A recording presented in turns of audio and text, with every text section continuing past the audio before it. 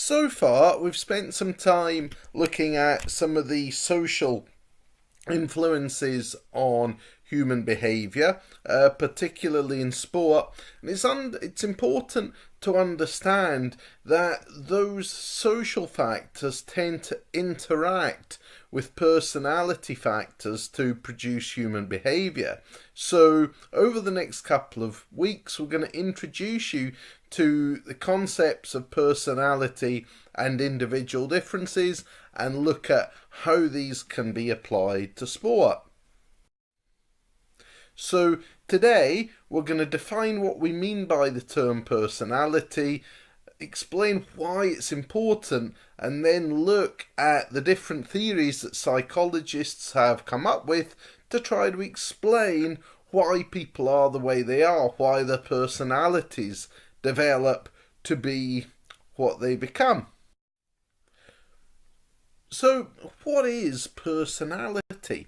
Well, actually, psychologists have come up with a number of definitions that try to explain what personality is, and here's a couple that I like. So, Bernstein's one: an enduring pattern of psychological and behavioural characteristics by which each person can be compared and contrasted. And then we have Hollander's idea of the sum total of an individual's characteristics that make him unique. Now, with Bernstein, the key word here probably is enduring. So personality doesn't depend on mood, it doesn't depend on how we feel, which might vary from day to day, minute to minute even. It's an enduring pattern of characteristics by which we get to know what somebody is like. And these can be both in terms of how somebody thinks, so the psychological characteristics, and what they do, so their behavioural characteristics. And the interesting thing about Hollander's definition is that it emphasises that we're all unique, okay? And the reason why we're interested in studying personality at all is that it lies at the crossroads of human behaviour. Everything we do and everything we think is influenced by our personality. But the fascinating thing is that everybody's personality is different. You know, you're unique psychologically. And that is what makes studying psychology so fascinating, the fact that we're all different. And in fact, that all makes us very, very special because we are unique and irreplaceable. And trying to understand that uniqueness is one of the most important tasks that psychologists face. Now, a number of people have developed theories to try to describe and explain personality, and Hollander came up with, I think, a really nice contribution when he explored the structure of personality. And he basically claimed that human beings are a bit like those Russian dolls you can see in your picture, that you have the big doll but you don't see what's inside it until you take that doll's head off. Then you see the smaller doll underneath and the smaller one still underneath that. And he argued that personality is layered a bit like those Russian dolls. And he argued that there are three key parts to our personality structure: the psychological core, the typical responses, and the role-related behaviours. And all of these things are surrounded by our social environment. So I'll just explain a bit about those. Now, according to Hollander then, the key part of our personality, the central part, is the psychological core. Okay, so it's our inner core of beliefs, values and attitudes that we have. It's internal and it tends to be consistent. It includes our most basic beliefs, most basic attitudes to things. In short, it's often referred to as the real you. But we can't see someone's psychological core directly. All we can do is infer it from the way that they behave. Now, the way that they behave we tend to assess by looking at how people typically respond to different situations. Okay, so that's the next slightly more superficial layer of our personality. It generally gives us a good idea of what somebody is really like. So different people with different psychological cores might respond differently to the same situation. So, for example, if somebody tends to be a very aggressive person, if that's part of their psychological core, they might respond to a frustrating situation by lashing out at somebody or something. But if somebody is a much calmer kind of person, more phlegmatic person, then they might respond to the same situation with a much more calm and measured response. So it's the typical ways that we tend to behave, and we all have mannerisms, we all have behaviours that mark us out as different from other people. Now, the next layer is the role-related behaviours. This is our outer layer that shows our actual responses to different situations. It's the most superficial part of our personality, and it's the most easily accessible part to other people. But the problem is, human beings are basically like actors playing roles, okay? So depending on the situation that you're in, you might change your behaviour. So you might behave very differently when you're around your parents compared to when you're around your friends, for example, okay?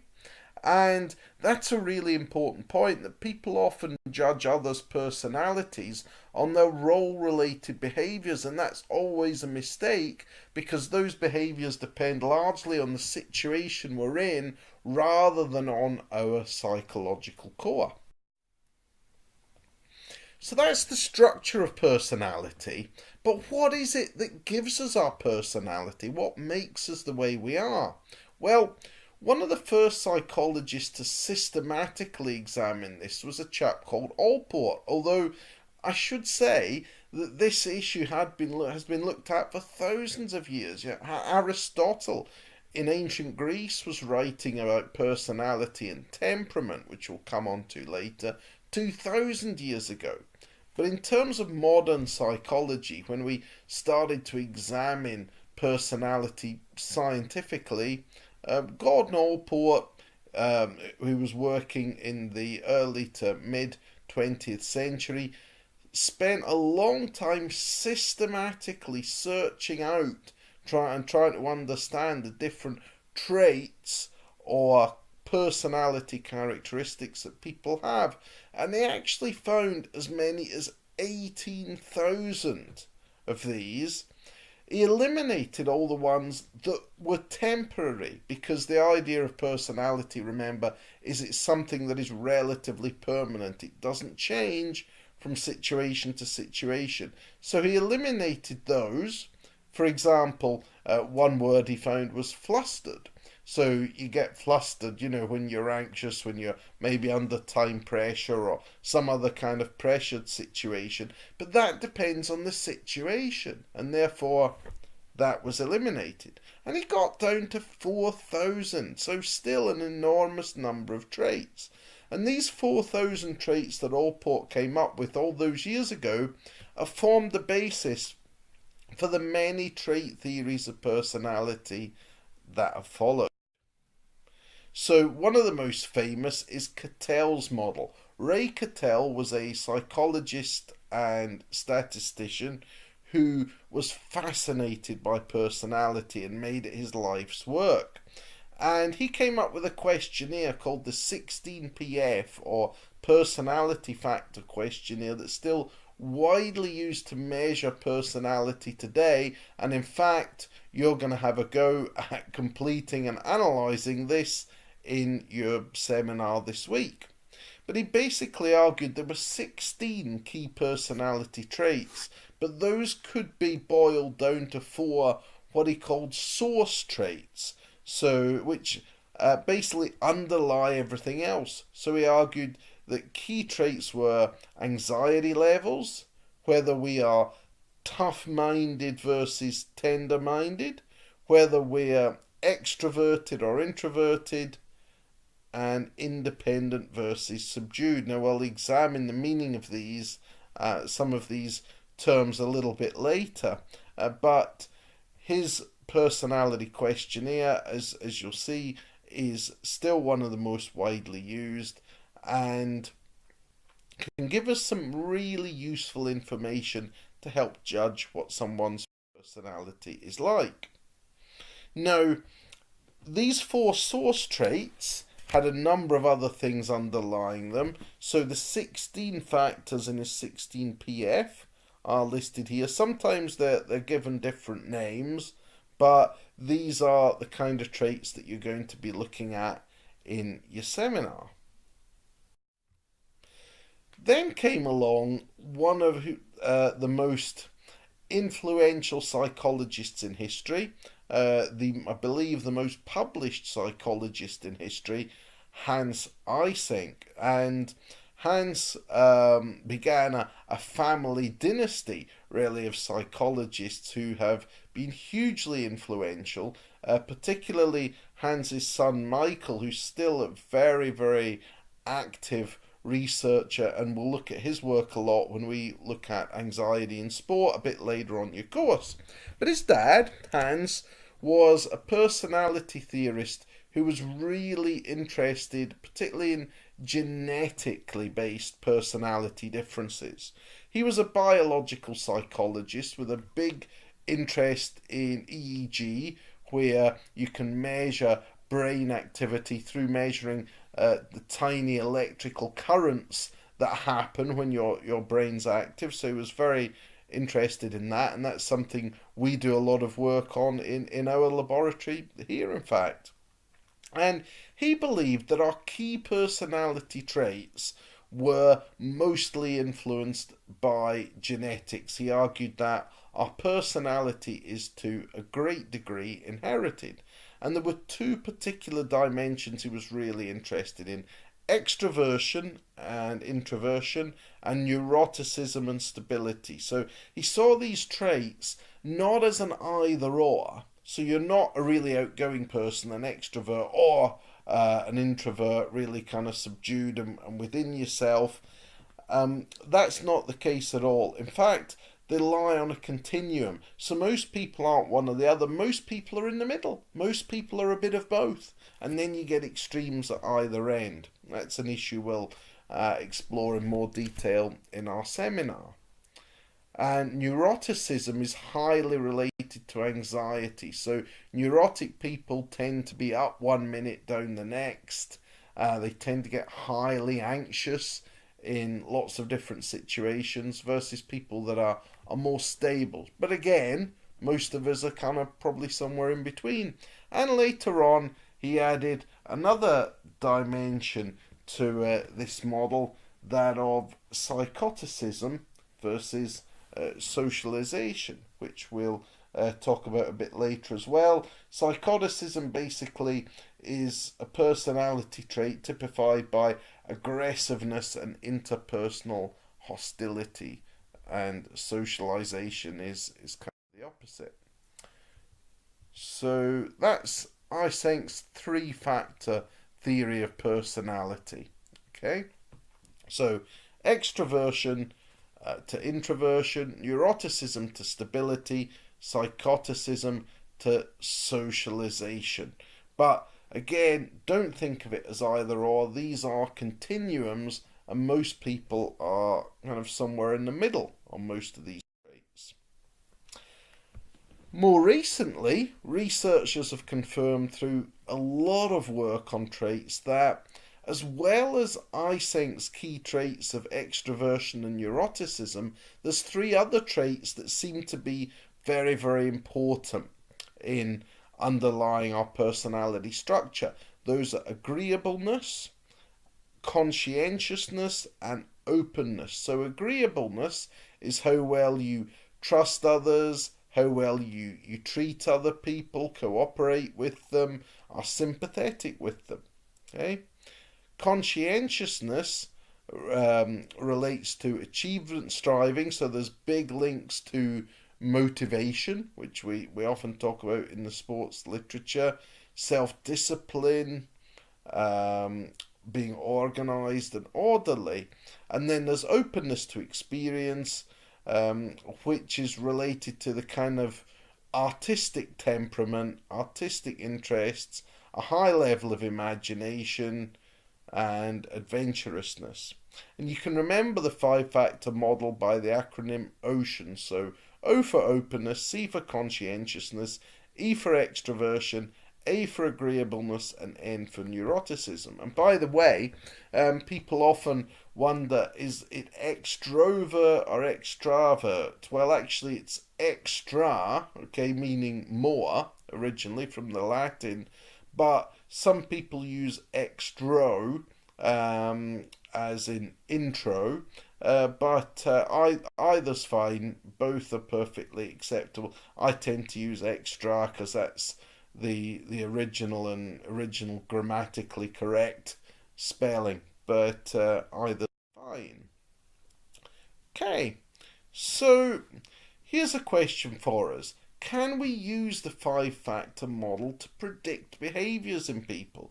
Now, that's crucially important because if we can't use personality traits to actually predict how people are going to behave, they're pretty limited. So, there's an interesting study we're going to talk about here where the five factor model tried to predict punctuality. Now, what I want you to do is to take a moment and just write down what dimensions of the five factor model you think might influence personality, and then we will have a look.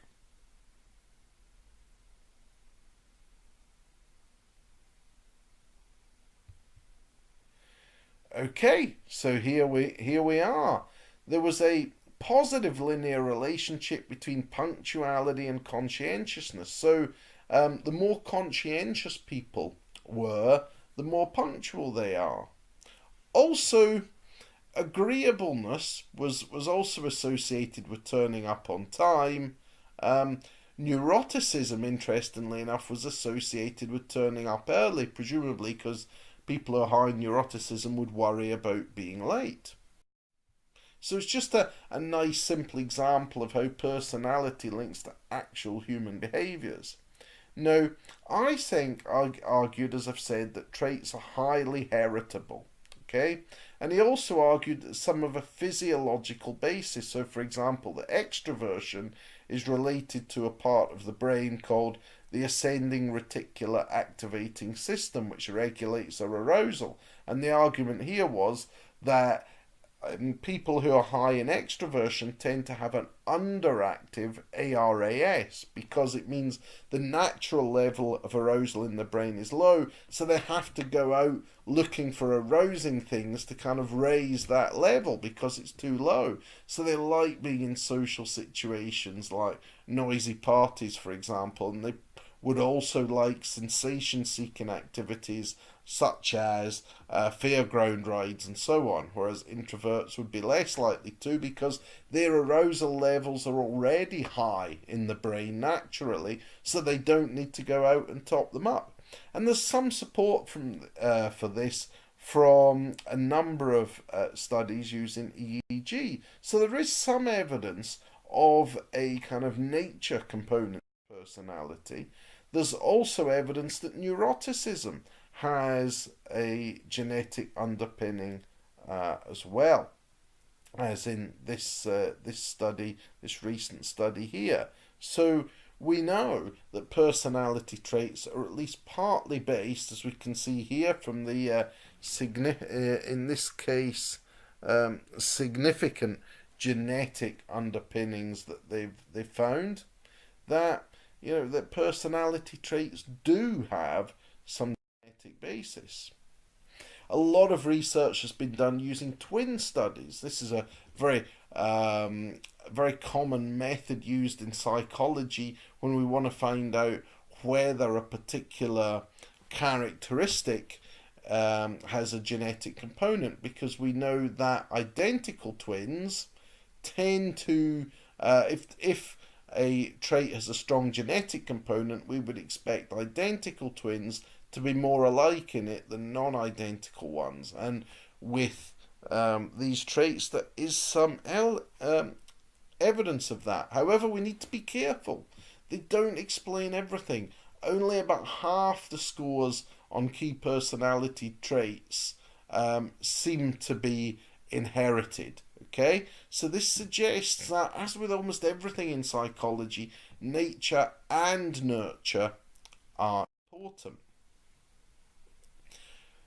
So, what other theories have people come up with to try to explain personality if genetic inheritance doesn't explain everything, which it doesn't? Well, Freud, as we've already seen, had a great interest in personality, the idea of the id, the ego, and the superego. Now, Freud's ideas, I think it's fair to say, although we owe Freud a great debt for being the first psychologist to try to explain the personality structure, I think it's fair to say that the idea of the id, the ego, and the superego don't have a lot of scientific support as a personality structure.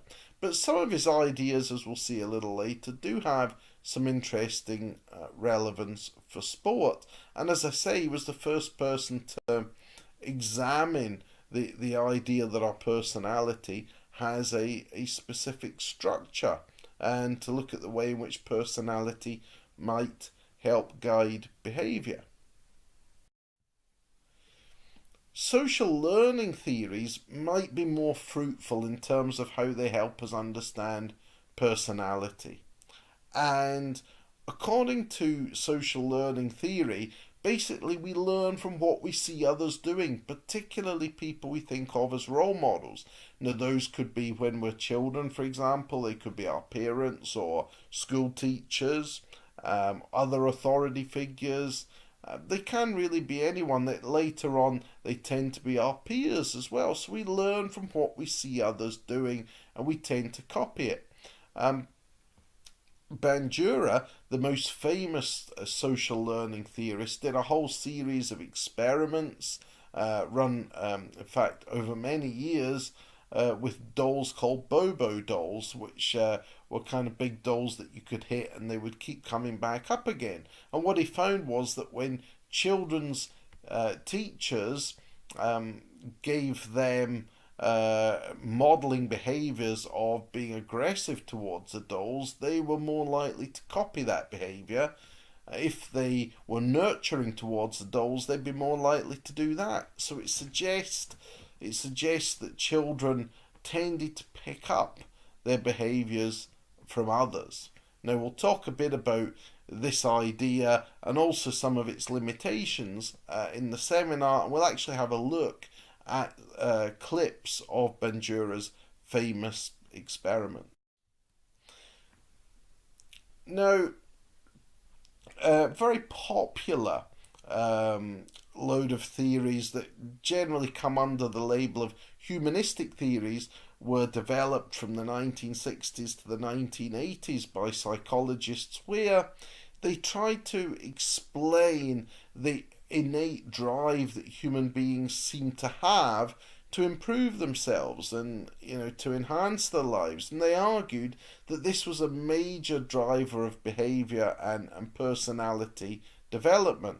The idea here is that human beings develop as a person by learning from their mistakes and going on life's journey and trying to advance themselves. Now, the idea here is that there's a sort of pyramid of human needs, ranging from very basic physical needs like food and water and shelter, to more complex psychological needs like the need to belong with other people, friendship needs, relationship needs, then to esteem needs, so feelings of accomplishment such as doing well academically, maybe having getting a good career or whatever, until we get to the point where we self-actualize, where we've reached the highest level of development that we can. Now, when you look at the striving of elite athletes, that's a great example of people who are trying to self-actualize. And so you can see how humanistic theories might be very popular with sports psychologists trying to understand the striving of high-level athletes. And indeed, a humanistic perspective is quite popular amongst psychologists working with athletes. So overall then, we've defined what personality is and said why it's important to understand, and we've come up with a number of theories. Now, it's important to realise that these theories aren't necessarily competing. So Eysenck never argued, for instance, that personality traits were all due to genetics. He was well aware that the social environment is important as well. And Bandura never said it's all about the environment. I think sometimes in the media and when people talk about psychology, they polarize these things, but actually we're well aware that you can't understand something as complex as personality from one perspective. So all of these might actually have something to offer, and will certainly make use of them in understanding behaviour in sport during your course.